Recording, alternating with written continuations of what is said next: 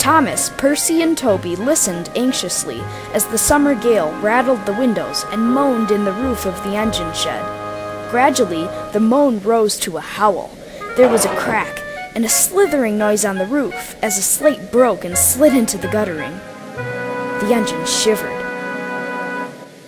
When their crews came to start work the next morning, the engines had had very little sleep. "There's a mountain railway I've heard of," said Thomas hopefully, "where the trains stop running if it's windy because it's too dangerous."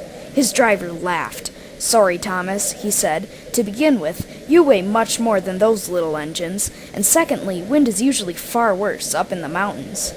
Thomas soon found that the wind was not only strong, but cold too. Annie and Clarabelle didn't like it any more than he did, but grumbled not because of the wind, but because there weren't many passengers. Thomas didn't blame the passengers for staying at home. He wished he could have done the same.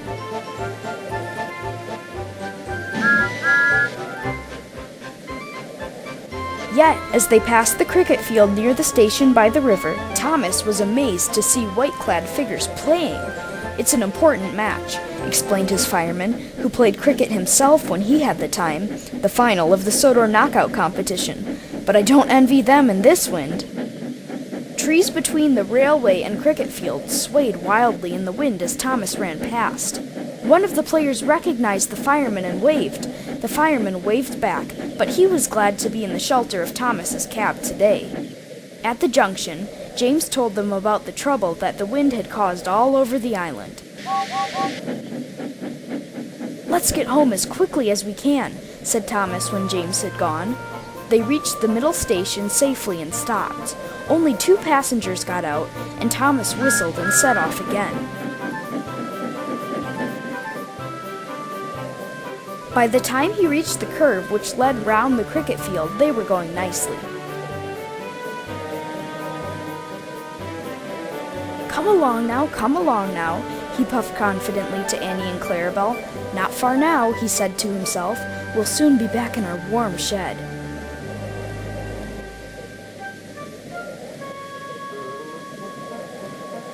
He was halfway round the bend when a flash of white caught his eye. Almost at once, the train brakes went on as the guard pulled the emergency cord.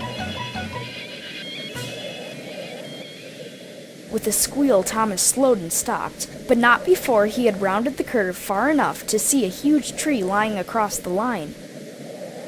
"Phew!" he exclaimed. "How did the guard know about that?" His driver looked back and saw some cricketers running towards them, followed by the guard. "Thank goodness," panted the cricketers. "We heard Thomas whistle as he left the station, and just then we saw the tree come down. We didn't think we'd be in time. I'm glad we were." "So are we," remarked the fireman. "Thank you." And since Thomas could go no further until the tree was cleared, his driver and fireman took him back to the middle station.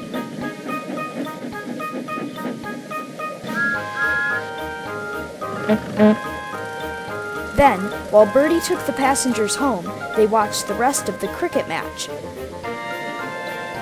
which the local team won after a close and exciting finish.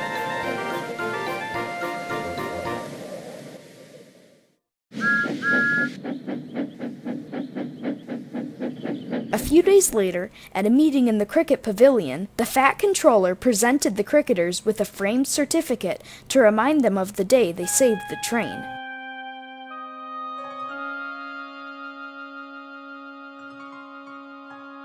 The cricketers are almost prouder of this than their cricket trophy.